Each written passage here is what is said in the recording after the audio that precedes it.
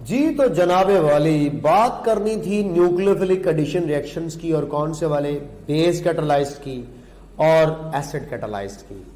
ये video totally in reactions के ऊपर बेस्ड कर रही है।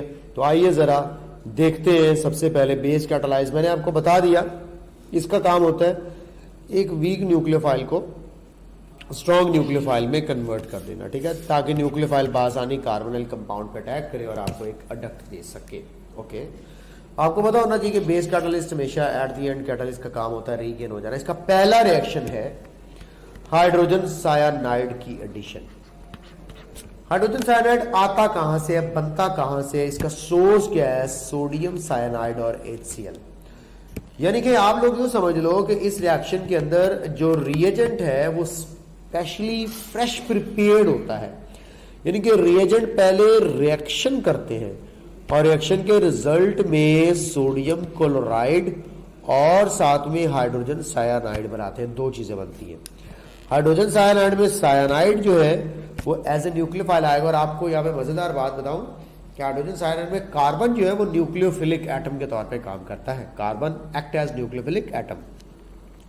ये जो नेगेटिव चार्ज है ये कार्बन पर होता है और कार्बन इस कार्बोनिल कार्बन को इलेक्ट्रॉन पेयर डोनेट करता है और ये सिग्मा और पाई बॉन्ड्स आपके सामने मौजूद है। तो इस पार्शियल पॉजिटिव चार्ज कार्बन पर अटैक करने वाला सायानाइड है और सायानाइड एक्ट करता है एज ए न्यूक्लियोफाइल और इसमें कार्बन जो है वो न्यूक्लियोफिलिक एटम के तौर पे एक्ट करता है। ये आपके सामने अटैक इस वक्त आपको नजर आ रहा है। ऑक्सीजन के साथ मिला हुआ होगा हाइड्रोजन और कार्बन के साथ मिला होगा सायानाइड और बनेगा सायनोहाइड्रिन। अगर फॉर्मल्डिहाइड का है तो फॉर्मल्डिहाइड सायनोहाइड्रिन, अगर एसिटल्डिहाइड का है तो एसिटल्डिहाइड सायनोहाइड्रिन, अगर एसीटोन का तो एसीटोन सायनोहाइड्रिन। यहाँ पे एक सवाल आ सकता है कि इनमें से ये जो सायनोहाइड्रिन प्रोडक्ट है इसमें ऑप्टिकली एक्टिव कौन सी है।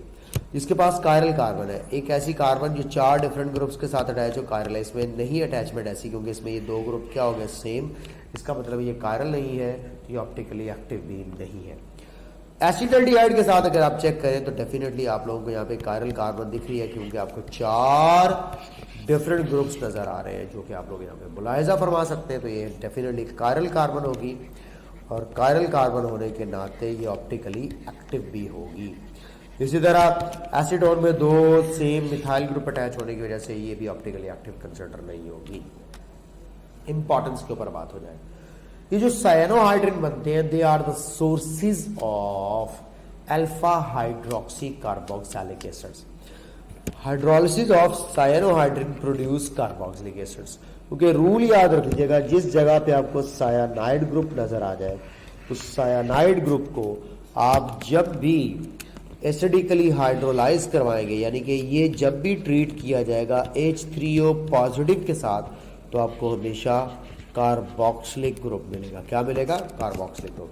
तो इसका मतलब क्या हुआ, यहाँ पे आपको एक बात मैंने बता दी है कि जब भी सायानाइड ग्रुप नजर आए उस सायानाइड ग्रुप की आप एसिडिक हाइड्रोलिसिस करवा दें तो आपको क्या मिलेगा? कार्बोक्सिलिक ग्रुप मिलेगा। तो ये तो बात हमारे पास तय हो गई कि सायानाइड ग्रुप जो है वो एसिडिक हाइड्रोलिसिस के थ्रू किस में कन्वर्ट हो जाता है? कार्बोक्सिलिक ग्रुप में कन्वर्ट हो जाता है। आप देखना ये एसिटल्डिहाइड सायनोहाइड्रिन था, इसका पड़ा हुआ है ये सायानाइड ग्रुप। ये वाटर और H2SO4 ऑफ कोर्स ये एसिडिक हाइड्रोलिसिस की तरफ इंडिकेट करने वाले 2 रिएक्टेंट्स हैं। उसके रिजल्ट में देखो ये सायानाइड ग्रुप आपको कार्बोक्सिलिक ग्रुप में कन्वर्ट हो गया और ये बन गया कार्बन 1, ये कार्बन 2, ये कार्बन 3। तो 2 हाइड्रोक्सी प्रोपेनोइक एसिड जिसको हम लोग क्या कहते हैं? लैक्टिक एसिड कहते हैं और साथ में अमोनियम बाइसल्फेट बन जाएगा। तो इसका मतलब क्या हुआ? इसका मतलब ये हुआ कि आप किसी भी सायानाइड ग्रुप को कार्बोक्सिलिक ग्रुप में कन्वर्ट करना चाहें तो ये आप लोगों के पास एक बड़ा इंपॉर्टेंट वे है जिसको हम लोग हाइड्रोनियम आयन के थ्रू जो है वो फॉर्मेशन का नाम देते हैं। My dear students, my dear students, my dearest students, बात आप लोगों के सामने क्लियर हो चुकी है कि इस रिएक्शन की इंपॉर्टेंस मैंने आपको बता दी है। दूसरा रिएक्शन भी बिल्कुल इसी तरह ही है, सोडियम बाइसल्फाइड की एडिशन। ये जो सोडियम बाइसल्फाइड है इसका फॉर्मूला है NaHSO3। इसका आपको स्ट्रक्चर दिखा देता हूं, ये इसका स्ट्रक्चर भी है।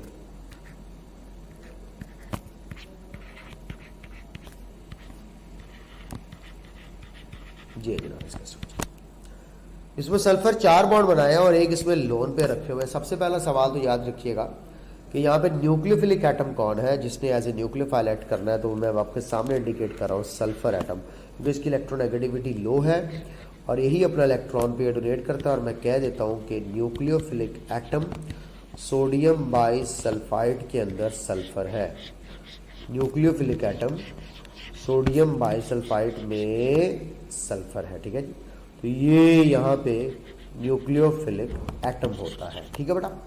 अब आप लोगों के सामने देखिए फॉर्मल्डिहाइड से बाइसल्फाइड एडिशन जो बन रही होगी वो फॉर्मल्डिहाइड बाइसल्फाइड होगा, एसिटल्डिहाइड बाइसल्फाइड होगा और एसीटोन बाइसल्फाइड होगा। इस रिएक्शन की क्या इंपॉर्टेंस है? Bisulphides are heated with dilute mineral acids, यानी कि जो बाइसल्फाइड बनता है इसको dilute mineral acid like HCl के साथ हीट करते हैं तो आपको दोबारा से एल्डिहाइड्स और कीटोन्स मिल जाते हैं। ओके सर, फायदा फिर रिएक्शन कराना, ये दोबारा ही हासिल करना है, फायदा है, क्यों नहीं है। The reaction is used for the separation and the purification of the carbonyl compounds from non carbonyl compounds. क्या मतलब? एक बीकर है, उसमें अल्कोहल को मिक्स किया गया है एल्डिहाइड के साथ। आप इसमें से सिर्फ एल्डिहाइड को बाहर निकालना चाहते हैं, डिस्टिलेशन, क्रिस्टलाइजेशन, ये वो सारी टेक्निक्स यहाँ पे फेल है। आप सिंपली इसमें ऐड करो सोडियम बाइसल्फाइड। जैसे आप सोडियम बाइसल्फाइड को ऐड करोगे ये सीधा जाके अडक्ट बना लेगा एल्डिहाइड के साथ। और उसके बाद आपको पता है इस वाइट कलर के प्रेसिपिटेट्स होते हैं, क्या होते हैं? वाइट प्रेसिपिटेट्स, ठीक है। ये वाइट क्रिस्टलाइन एडिशन प्रोडक्ट होगी। इन वाइट कलर के प्रेसिपिटेट्स को आप रिमूव कर लें। रिमूव करने का मतलब है आपने बाइसल्फाइड प्रोडक्ट रिमूव कर लिया है। उस बाइसल्फाइड प्रोडक्ट का फिर HCl के साथ ट्रीटमेंट करवा के आप दोबारा से एल्डिहाइड्स को हासिल कर सकते हैं। तो नॉन कार्बोनाइल कंपाउंड से कार्बोनाइल कंपाउंड को सेपरेट भी करना हो, प्योरीफाई भी करना हो, पेपर में क्वेश्चन आ जाए कौन सा रिएक्शन यूज करेंगे, तो आंसर होना चाहिए बाइसल्फाइड एडिशन प्रोडक्ट यूज करेंगे। मैकेनिज्म इसका बेहद आसान है। ये आयोनाइजेशन हो जाती है H+ आयन और बाइसल्फाइड सल्फर के ऊपर पड़ा हुआ जो ऑफ कोर्स नेगेटिव चार्ज है। एक्चुअली इलेक्ट्रिक चार्ज तो ऑक्सीजन पर होता है, लेकिन मैं बच्चों को बताता हूँ कि सल्फर का बेसिकली वो लोन पेयर होता है जो कार्बोनाइल कार्बन की तरफ जाता है, सल्फर ही अटैच होती है और यही एज ए जो है वो न्यूक्लियोफिलिक एटम के तौर पे काम करती है। बाद में फिर हाइड्रोजन लग जाता है जो सेपरेट हुआ होता है और पूरे का पूरा सोडियम बाइसल्फाइड ऐड हो जाता है। इसके अलावा आप लोगों को ग्रिग्नॉर्ड रीजन वाले रिएक्शन में प्रीवियस अल्कोहल्स वाले यूनिट में करवा चुका हूँ, इसलिए दोबारा से इसको यहाँ पे करने की ज़रूरत नहीं है, ठीक है। आपको पता है फॉर्मल्डिहाइड के साथ प्राइमरी है और एसिटल्डिहाइड के साथ सेकेंडरी और ऑफ कोर्स एसीटोन के साथ टर्शरी है। और जितने कार्बन का अल्काइल ग्रुप हो उतने ही कार्बन उसमें आप जो है वो प्लस कर दें कार्बोनाइल कार्बन वाले, तो ग्रिग्नॉर्ड रिएजेंट वाले और कार्बोनिल कार्बन को कंबाइन करके प्रोडक्ट के अंदर जो है वो कार्बन एटम्स की तादाद होती है। एल्डोल कंडेंसेशन, ये कंडेंसेशन क्या होता है कि reaction in which 2 molecules of same और डिफरेंट कंपाउंड्स, यानी कि 2 डिफरेंट या सेम कंपाउंड्स आपस में कंबाइन हो गए एक नया कंपाउंड बनेगा। विद और विदाउट एलिमिनेशन दोनों पॉसिबिलिटीज हो सकती है, यानी कि विद एलिमिनेशन भी हो सकती है, विदाउट एलिमिनेशन भी हो सकती है। किसकी? Small molecules like water, ammonia वगैरह जैसा, NH3 वगैरह जैसा इज कॉल्ड एल्डोल कंडेंसेशन। यानी कि 2 डिफरेंट या 2 सेम कार्बोनिल कंपाउंड्स अगर आपस में कंबाइन होकर के कोई एक सिंगल प्रोडक्ट बनाते हैं, उसमें स्मॉल मॉलिक्यूल एलिमिनेट हो भी सकते हैं और नहीं भी हो सकता, दोनों पॉसिबिलिटीज है, तो ये कहलाता है कंडेंसेशन रिएक्शन। कंडेंसेशन रिएक्शन हमारे पास 2 तरह की होगी। एक हमारा एल्डोल कंडेंसेशन जो है, ये जो हमारे पास एल्डोल कंडेंसेशन है इसकी 2 टाइप्स में बच्चों को बताता होता हूँ। एक इसमें आती होती है cross aldol condensation. Cross aldol condensation क्या होती है? जिसमें 2 डिफरेंट कार्बोनाइल कंपाउंड्स होते हैं, जिसमें 2 डिफरेंट कार्बोनाइल कंपाउंड्स होते हैं, वो क्रॉस एल्डोल कंडेंसेशन होती है। एल्डिहाइड्स और ketones containing alpha hydrogen react करते हैं, ये शर्त है, ये बहुत बड़ी शर्त है कि इसकी अल्फा हाइड्रोजन होनी चाहिए। Carbonyl compound must have alpha hydrogen, ये कंडीशन है। दूसरी, 2 same carbonyl compounds undergo aldol condensation. अगर आप 2 सेम कार्बोनाइल कंपाउंड्स की बजाय डिफरेंट का वर्ड यूज करोगे तो फिर एल्डोल कंडेंसेशन ना कहना, फिर क्रॉस एल्डोल कंडेंसेशन कहना। तो क्लियर हो गया क्रॉस एल्डोल कंडेंसेशन कब कहना है और एल्डोल कंडेंसेशन कब कहना है, तो ये ज़हन में रख लीजिएगा। The reaction is called aldol because the product contain aldehyde group and alcoholic, यानी कि CHO ग्रुप नजर आ रहा होगा और OH ग्रुप नजर आ रहा होगा। इन दो ग्रुप्स की अटैचमेंट की वजह से एल्डोल कंडेंसेशन है। यानी कि आपको यहाँ पे प्रोडक्ट्स मिलेंगे। आप मुझे बताएं कीटोल क्या होगा भला, जिसमें कीटोन होगी और अल्कोहलिक होगा। कीटॉल क्या होगा, जिसमें कीटोन और अल्डिहाइड होगा। इसी तरह एल्डोल क्या होगा, एल्डोल के अंदर हमारे पास अल्डिहाइड और अल्कोहल होगा।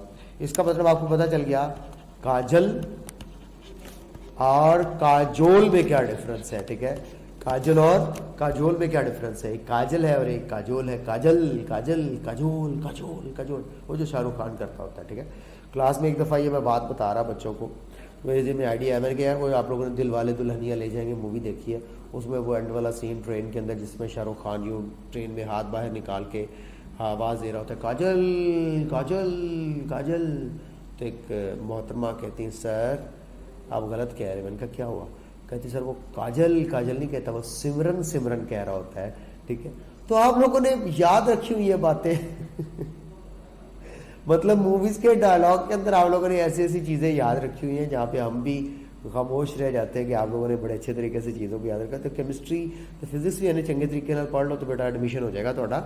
तो ये आप लोगों के सामने इस वक्त एल्डोल कंडेंसेशन वगैरह के हवाले से जो बात होगी। अब आपके सामने रिएक्शन दिखाता हूँ। ये देखो दो एल्डिहाइड सेम थे तो 3 हाइड्रोक्सी ब्यूटेन बना। इसका असूल याद रखिएगा, बड़ा सिंपल सा असूल है। क्या, दोनों में से एक कार्बोनिल कार्बन जो है वो न्यूक्लियोफाइल बन जाता है, जो ज्यादा रिएक्टिव होता है वो न्यूक्लियोफाइल बन जाता है। अब देखो इसमें अल्फा हाइड्रोजन मस्ट है, क्योंकि अल्फा हाइड्रोजन निकलता है तो पीछे कार्बन आयन बचता है, यानी कि हेटेरोलिटिक फिशन होती है और एज ए न्यूक्लियोफाइल ये अटैक करके इसके ऊपर और ये अडक्ट बना लेता है। ये हाइड्रोजन जो निकलती है ये इस ऑक्सीजन के पास चली जाती है, इधर का हाइड्रोजन यहाँ पहुँचा और ये OH ग्रुप में कन्वर्ट हो गया और ये आप लोगों के पास जो है वो अल्फा कार्बन वाला मिथाइल ग्रुप ऐसा मौजूद है।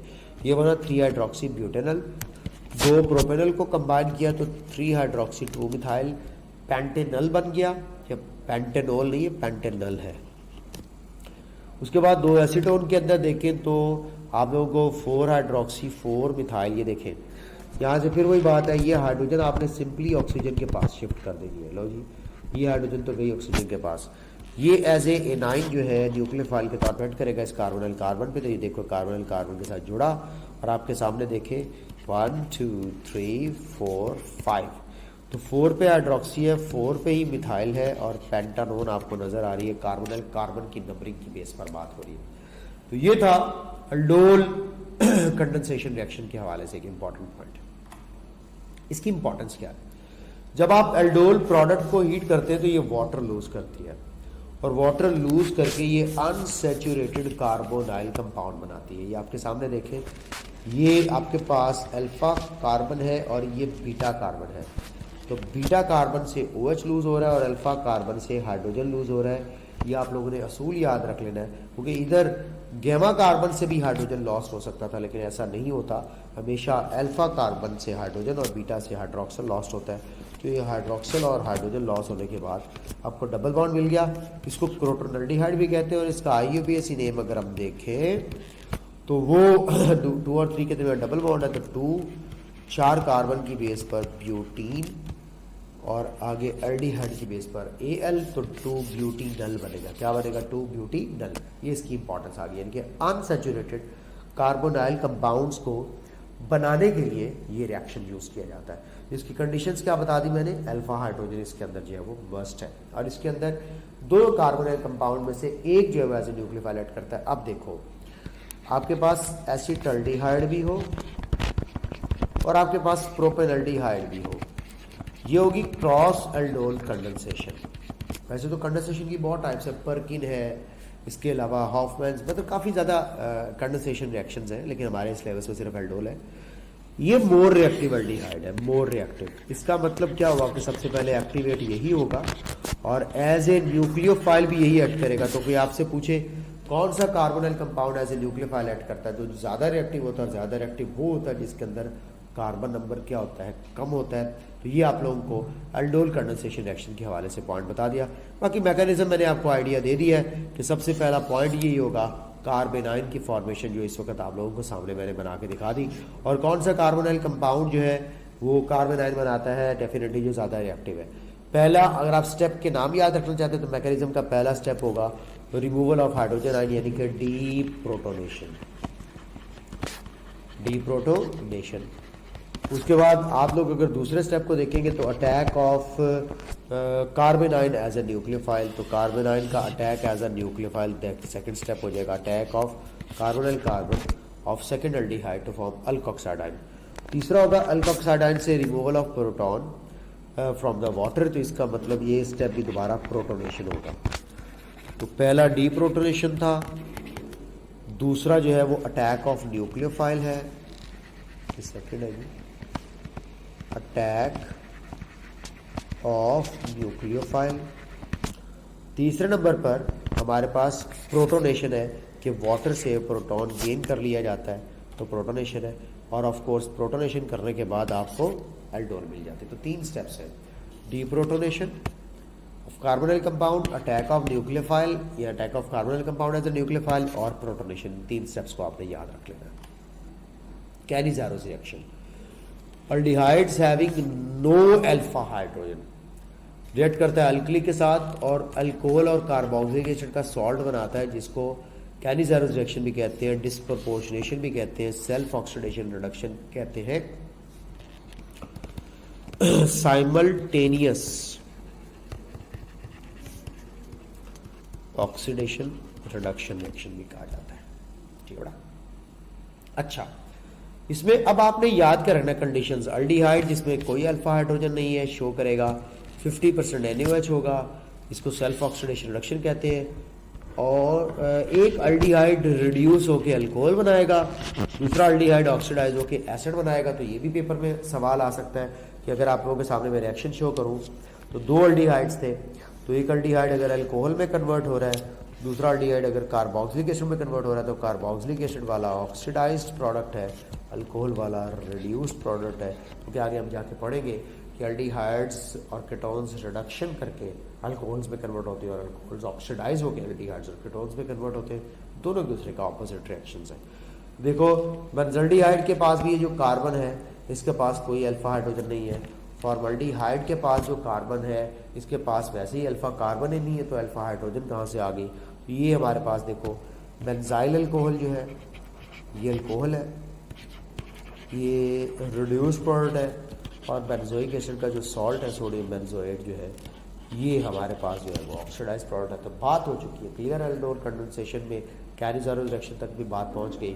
मैकेनिज्म इसका आप देख सकते हैं, स्टेप के नाम आप खुद रख सकते हैं कि बेस का अटैक, एनाइन की फॉर्मेशन, सेकेंड नंबर पर देखो transfer of hydrogen to second molecule of formaldehyde. तो ये यानी पे हमारे पास हो सकता है प्रोटोनेशन।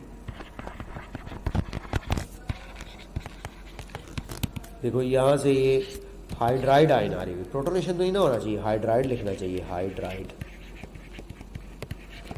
Hydride ion transfer. तो इसको मैं प्रोटोनेशन नहीं कहूँगा, प्रोटोनेशन की बजाय हाइड्राइड आयन ट्रांसफर लिखे, हाइड्राइड आयन ट्रांसफर।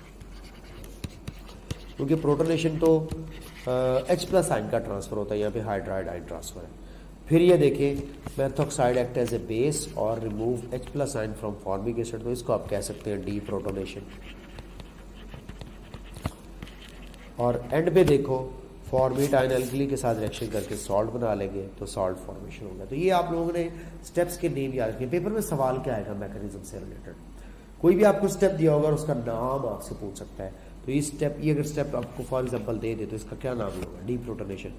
ये स्टेप अगर आपको दे देता है इसका क्या मतलब होगा, सॉल्ट फॉर्मेशन। तो इस तरह के सिंपल से क्वेश्चंस हैं जो आप लोग देखोगे। बेस कैटालिस्ट का आखिरी रिएक्शन करवाने लगा हूं, haloform reaction. Aldehydes and methyl ketones, aldehyde में सिर्फ एसिटाल्डिहाइड और तमाम मिथाइल कीटोन्स रिएक्ट करती है हैलोजेंस आयोडीन के साथ in the presence of NaOH to give a haloform और सोडियम सॉल्ट ऑफ एसिड। ये भी एक रेडॉक्स सेक्शन होता है, अल्कोहल्स वाले यूनिट में मैं पढ़ा चुका हूँ। इसमें देखिएगा कि जो कार्बोनिल कंपाउंड है ये ऑक्सीडाइज हो जाता है और हैलोजन 0 से -1 में जाके क्या हो जाता है, रिड्यूस्ड। अब यहाँ पे आप लोगों ने वो रेशो याद रखनी है। अल्कोहल के केस में अगर आपको याद हो तो मैंने आयोडीन बनाए थे 4 और NaOH बनाए थे 6। यहाँ पे रेशो डिफरेंट है, ये अल्कोहल्स के लिए है। यहाँ पे देखिए तो 3 आयोडीन है और 4 आपके पास जो है वो सोडियम हाइड्रोक्साइड है। तो 3 आयोडीन और 4 सोडियम हाइड्रोक्साइड की बेस पर ये रिएजेंट के मोल्स जो है ये इंपॉर्टेंट है, जो आप लोगों ने अच्छे तरीके से ज़हन के अंदर रख लेने हैं। ये बात आप लोगों को मैं बताना और सिखाना चाह रहा था। अब आप लोगों को कौन सा एल्डिहाइड आइडोफॉर्म टेस्ट शो करेगा और कौन सा कीटोन आइडोफॉर्म टेस्ट शो करेगा, तो आप लोगों को एक असूल ना बता दूं, आप लोगों को एक रूल ना बता दूं, और वो रूल आपके जितना काम आने जा रहा है आपको पता ही नहीं है इसके अंदर कि वो रूल क्या है। अब मैं आपको बताता हूं कि असल में कार्बोनाइल कंपाउंड्स के लिए आइडोफॉर्म टेस्ट जो है ये बेसिकली किस चीज का टेस्ट है। Iodoform is a test for the test of acetyl group. ये मत भूलिएगा, किस ग्रुप का टेस्ट है? एसिटाइल ग्रुप का टेस्ट है। ये आपके सामने देखिएगा, एक कार्बोनिल कार्बन के साथ जुड़ा हुआ मिथाइल ग्रुप है जिसको एसिटाइल कहते हैं। जिस कार्बोनिल कंपाउंड में ये एसिटाइल ग्रुप होगा वो आइडोफॉर्म टेस्ट शो करेगा। तो एल्डिहाइड में ये सिर्फ एसिटाल्डिहाइड के पास पड़ा हुआ, और कीटोन्स में हर 2 ओन के पास पड़ा हुआ है including acetone. For example 2 pentanone और 3 पेंटानोन में से अगर हम लोग देखना चाहते हैं तो आप डेफिनेटली कहेंगे सर कि 2 पेंटानोन में एसिटाइल ग्रुप पड़ा हुआ है, 3 पेंटानोन में कोई एसिटाइल ग्रुप नहीं पड़ा हुआ। तो अल्कोहल्स में ये अल्फा मिथाइल ग्रुप का टेस्ट था और कार्बोनिल कंपाउंड्स में ये एसिटाइल ग्रुप का टेस्ट है। तो iodoform test is a test for acetyl group. This is the most important thing जो मैं आपको बताना चाह रहा था regarding to the base catalysed nucleophilic addition reaction में हैलोफॉर्म के हवाले से। बाकी येलोइश कलर का क्रिस्टलाइन सॉलिड है, आपको पता ही कि ये अगर बनेगा तो हम लोग डिस्टिंग्विश कर सकते होंगे कि हमारे पास मिथाइल कीटोन्स कौन सी है और नॉन मिथाइल कीटोन्स कौन सी है, और एसिटल्डिहाइड को बाकी अल्डिहाइड्स में से डिस्टिंग्विश करना हो तो ये टेस्ट यूज किया जाता है। तो ये रही स्टोरी हमारे पास base catalysed nucleophilic addition reactions की। अगली वीडियो बनेगी acid catalysed nucleophilic addition reactions की, तो वॉच कीजिएगा उन रिएक्शंस को। ख्याल रखिएगा अपना। खुदा हाफिज।